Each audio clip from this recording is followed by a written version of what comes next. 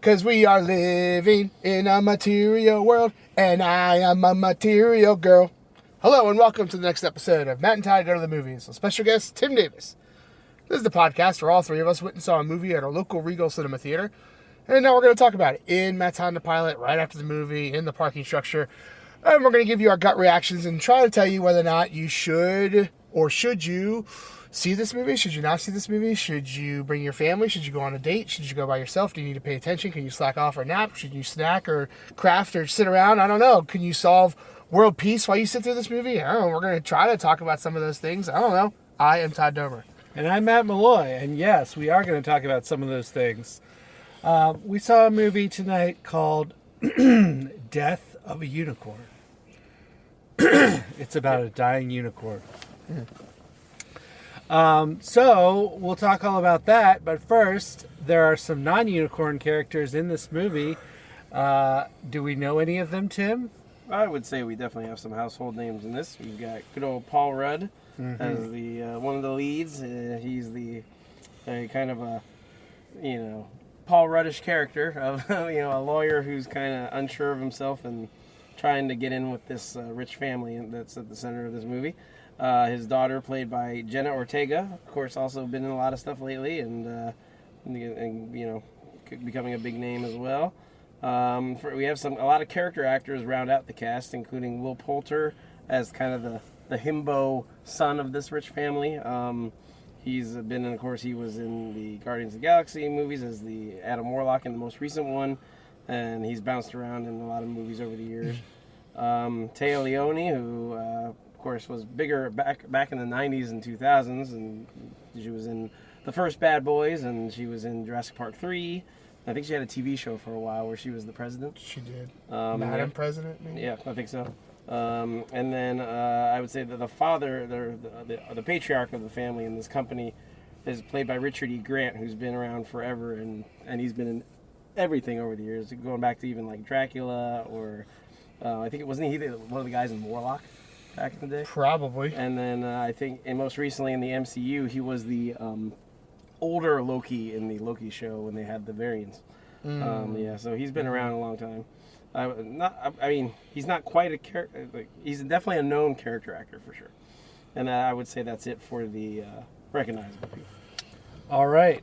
So what is Death of a Unicorn all about? Well, our father-daughter duo is driving to this rich family to do some business. On the way, they happen to hit a unicorn and seemingly kill the unicorn. In perfect movie fashion, they throw the unicorn in the back of the car and continue on their way to meet up with the rich family. And things go downhill from there when it turns out that, well, I guess there's two things that happens. One, they realize that the unicorn's blood has magical healing powers, so the rich family immediately wants to exploit that. The other thing that happens is other unicorns from the surrounding area sort of get all riled up and want to right the wrong. Mm-hmm. And use their horns for justice. I took it as it was mom and dad coming after their. Is that not how anyone else took it? I took that. No, okay, I took it as that too. Okay, all right. Like a family calling, like, wait, something's happened to our. Sorry, I didn't know if you were trying to keep that secret or not, but I was like, no, I think that's right. I was like, man, did I just misinterpret this movie? No. That's it. We have a family of unicorns, and the youngest one gets hit by the car. So. The rest hijinks ensue. The rest of the movie is really about rich people doing rich things and people making stupid decisions and unicorns slaughtering things. And that's all I'm going to say about that. Yep. So, Todd, what is your gut reaction to Death of a Unicorn? Death of a Unicorn. Well, I'm going to struggle with this one. I think I'm going to land on the side of liking this movie. It certainly was weird enough, and I felt like it took itself seriously enough to justify the weird. Like, it wasn't like what was the movie we saw recently where my biggest complaint was that we bounced between weird and seriousness, and you're like, where am I supposed to land on this? Companion. Okay. Fellow yes. A24 movie. Yeah. This one I felt like really, I mean, it's ridiculous and it's weird, but like, it's heavily leaned into, and I felt like the humor aspect of it wasn't like unnecessary things that were just thrown in at times, and it made it kind of like, oh, I don't know how to feel at this time. It's like the humor of it is not just so much the situation, but it's also the characters that are in this movie. Like that brings the humor of this movie. And I felt like that worked better than some movies we've seen in the past when you're just trying to balance weird and seriousness. And so I totally dig the idea about a slight horror movie involving unicorns. Yep. Certainly on the ridiculous scale, this is kind of off the charts. I think my biggest negative for this movie was maybe pacing. Like, I felt like the middle... There was a time where I really felt like we were dragging. Like, we got to the point that we've established all the characters. We know what the deal with the dad and the daughter is. We know that this family who they're coming to visit is in pharmaceuticals and super rich, and they're not that good. And we got to pick up on all that real fast. But then it's like you spend another 45 minutes exploring those aspects of those characters when it felt like we knew. Like, we were there. It wasn't hard to pick up that this is a yuppie family that will do anything, like, for a buck, and you shouldn't be rooting for them. I felt like too much of the movie was trying to prove the point of these people you're not supposed to like, and I was like, no, I got it. I picked up what you put down. I was there. And so I felt like if it was a little bit tighter, a little shorter, and it didn't kind of drag in the middle, I would have liked it much better. Like, I would have walked out being like, wow, that's a movie. I enjoyed it. I thought most of the acting was really well. I mean, like, I feel like there's some safe choices here. Yeah. When you want a super safe choice, you choose Paul Rudd. As much as I like Paul Rudd, it's like, you know what you're getting, and it's a very safe choice. And honestly, at this point, I feel like that's is it Jenny or Jenna? Jenna Ortega. Like, that's... You're not getting, a Oscar-worthy performance out of these people. You kind of know what you're going to get. You want the lovable goofball, Paul Rudd. You want the kind of alternative girl who stares all the time. Like, I just felt like those were pretty safe choices. I think most of, like, the acting I felt really came from the family and the servants and, like, all that. I felt like those kind of people... The Leones and the Will Poulters kind of rounded out that cast in a better way than the safe main character choices, I thought. Not that they did a bad job. No, it just was safe. Like, and for a movie where I'm like, you're already off the rails, why are you playing it safe in this aspect? Like, you're already kind of out there, so let's just go completely forward with that. But otherwise, I enjoyed myself. Besides it lagging a little bit, I was very invested into this weird story about unicorns and one of them dying and them coming back to life. I mean, I just felt like every time we talked about the unicorns, I was drawn back into the movie. Or every time we saw the unicorns, like I was drawn back into the movie. The farther we went in, like, just hammering home that this family's not a good family and they're bad people, felt like wasted time to me. So, I'm going to err on saying I think people should see this movie. If you're looking, could be date night, could be you go by yourself. I don't know. Like, if you're looking for just to get out and see a movie that's way out of the ordinary, and I'm going to say somewhat delivers on the fact that it's out of the ordinary, then sure, go see this movie. I think if you're going to see this movie, obviously see it in theaters. But these are the movies that if you don't see, we're not going to see down the line. Because it's hard to justify them if people don't go see them. But I enjoyed myself. Was it perfect? No. Did it have its problems? Sure. But I was entertained enough. There was definitely a part of the movie that I had a hard time. No one else really was laughing, and so I felt like I had to choke it back a little bit. But when they were, like, using when she was doing her research on unicorns, and it was like, here's this frame of a painting and we don't have the rest of it. And it was like, we use technology to fill in the rest. And it just was absolute massacre of people by unicorns. Yeah. I was like, you got a fan right there, just in that scene. I was like, I'll take that ridiculousness. So stupid of a premise, but you got a nice laugh out of me. So, yeah, I say see this movie. It's not going to get the greatest score, but it's going to get above average score for me. So, and that's me. Tim? I think I land very similarly to where you do, Todd, on this, where, you go into a movie called Death of a Unicorn. So right away you're like, all right, we're going to lean into unicorns and the, absurdity that they are. And the movie doesn't, other than a little bit of exposition to set up Rudd and Ortega, you're right in. They hit the unicorn and the plot starts from there. Well, I don't mind that. That's always fine to jump right into the movie and establish things. Mm-hmm. And then, like you said, the performances are what this movie needed. Jenna Ortega is great at being like the emotional heart of something or the core character that you want to follow. And Paul Rudd playing the kind of somewhat slimy, unsure, insecure guy who's trying to do what's best, but he doesn't always make the best decisions. He's great at that. Where you want to like him even if he's doing something dumb. And then, like I said, all the family actors were all meant to be these awful people, but in a way where you wanted to watch them.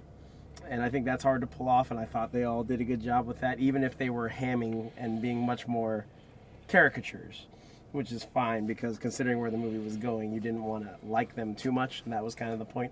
And I feel like their acting was a different kind of acting. They were meant to be over the top and, weird and not, likable, but in a way you're like, these people are ridiculous. I thought the CG was mostly good. It was a little choppy here and there, but I mean, this is clearly not a high budget movie. So I thought they did use a lot of shadows and monster movie tricks in a good way, and sound design I thought was excellent. Really setting the scene for when the unicorns were around. They were not these like magical, fluttery kind of thing. They were big beasts that were not to be messed with. And I thought that was a nice play on what people think of unicorns usually, whilst they still played into the magic and gave you a little bit of lore and a little bit of, things that they can do, but not in the way that unicorns are usually thought of. And I thought playing with, like you said, the unicorn stuff was the most fascinating. You always wanted a little bit more of it when they were being talked about or discussed. And, obviously they're trying to tell the story about humans always make mistakes like this, or they find something magical and want to ruin it and all that. So like the allegory is not, is every other, humans mess stuff up, and that's fine. But the deaths were over the top in a horror movie way, and I think that's what this movie was going for. So if you love that, it's, they didn't hold back on that. So yeah, I think I'm with you where I land, where it's more positive than negative. Is it a perfect movie? No. Did I enjoy myself? Yes. And like you said, the laughter, it's not a comedy in the way of ha-ha funny, but it's just some of the delivery of lines or the way that things were done, certain times made it more of a like a chuckle in a good way, like an earned chuckle, but it's not meant to be a over-the-top comedy. It's definitely more of a satire, I would argue. Matt? Well, I would say that the good parts of this movie, I agree, are the unicorns. Mm-hmm. That is the main good part for me. I think, watching unicorns kill was a bright shining moment in this movie, and they kill over and over in very graphic ways. That was great. I also enjoyed learning about these unicorns and what's their lore and how do they work, and I thought they did a good job with explaining that, and they followed their rules, and that's always great when that happens. I enjoyed Jenna Ortega's character and her acting. I did not enjoy Paul Rudd's character. I thought he was real dumb. I think that was on purpose. I think it was on purpose, but they carried it on way too long. That's fair. I think that's a fair comment. His character should have realized that his daughter is more important than money far, far sooner than he did. Yeah. And yeah, I know they were playing with that, but that made me not like him. No, I agree. No, Jenna was really meant to be the only character you rooted for. I disagree about the CG, Tim. I thought the CG was not good. Yeah, I think that's fair. in a lot of times. I can see that. Yeah, it was a lot of night shots as well. But I will agree with you. The sound of the unicorns being on the scene, they did a good job with that. I think overall, I liked the absurdity of the story that we got, and so that was great. It was really overshadowed for me about, like, we're talking about rich people doing horrible things, and there's too many rich people doing horrible things in the world. Yeah, that's. I didn't want to be reminded about that. That satire wasn't exactly a revelation. Yeah. So overall, did I enjoy it? Yeah, I think I enjoyed it a little bit more than I didn't enjoy it. But I didn't think this was a great example of a movie. So. Yeah, that's what I have to say. Fair enough. Well, getting down to it, how many unicorn devil's dandruff would you give this movie? Which, from the first moment we saw unicorn shavings, I was like, I hope someone snorts that. Was my first thought when they brought out the vial of shavings. Sure enough. Was like, someone better snort that, because I'm not even into drugs like that, but that's my first thought when I see this magical powder. Oh, man. And they didn't disappoint. So, 0 being the worst, because then you got nothing. You got no devil's dandruff. What are you? Magical. You just got nothing going on. And then 5 being the best, because then, I don't know, that's 5 of them, and that's a lot of devil's dandruff. That's a lot of unicorn devil's dandruff. Yes. So, well, on that note. Matt? Well, I'm going to go with... Do you think that they color coordinated? We had 3 people who just walked by who are wearing the same outfit. I think they did. I think they had to be coordinated. Oh, and there's a 4th person who looks nothing like the others. What happened? Yeah. Got left out. There's always one. Didn't get the memo. Jeez. Well, Death of a Unicorn for me is going to get 2.6 vials of devil's dandruff. And we're talking about unicorn dandruff. Cocaine here. Yeah, just in case you're not hip to the devil's dandruff. Right. I also thought of booger sugar or... Oh, there was one more. Dang it. Booger sugar's a good one. Yeah, I can't remember what the third one was. I went with devil's dandruff. You'll think of it. Well, anyway, 2.6 for me. I thought this was more enjoyable than not, but there was certainly plenty of not for me. But Fair. I think it balances okay. Tim? Yeah, that's, like I said, I'm in that just above average enough, because, again, we want to celebrate the movies that are unique and different, at least trying things. So I am at a 2.7 on this. Yeah, I'm certainly not far off from you guys. Yeah, like I said when we were walking in the car, this is one of those movies where, like, probably in 3 days I might feel differently than what I'm saying now. Like, there's a lot to digest in this movie. Not that it's like a thought-provoking movie. No, but I know what you're saying. Yeah.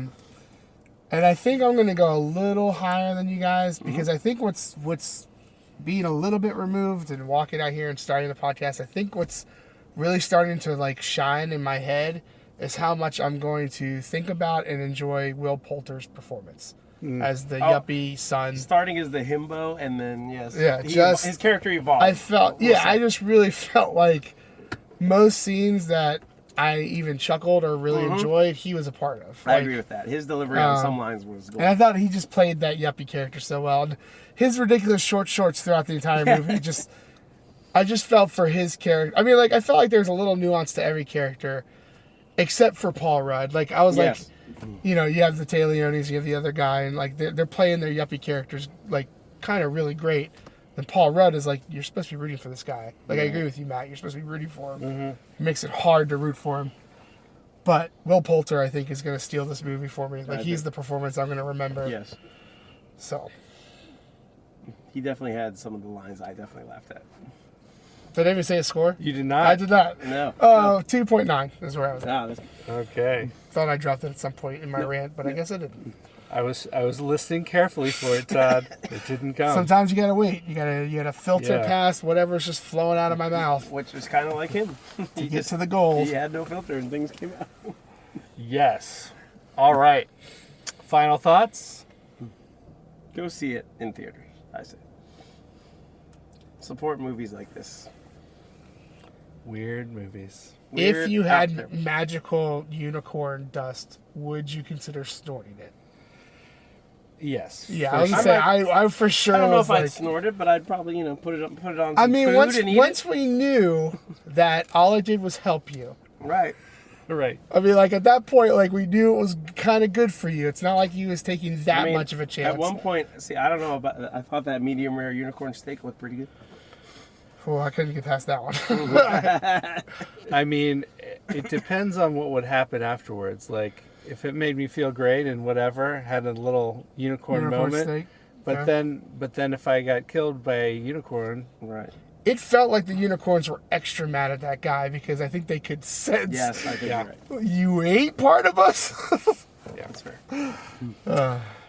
All right. Well, that's going to wrap it up for this episode of Matt and Todd Go to the Movies, where we reviewed the movie Death of a Unicorn, and we gave it an average rating of 2.73 repeating, and that's just slightly above average. And I think we all had an okay enough time that we'd say, yeah, you can watch this one. It'll be an interesting time at least.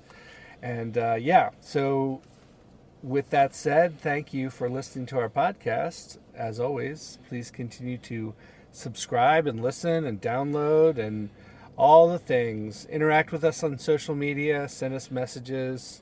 It's great. You can do all those things. Not very many people do, but Please do. you can do it. You can start the revolution. That's right. All right. Well, thanks again, and we will see you next time. Da da da da Da da da da da. da da da.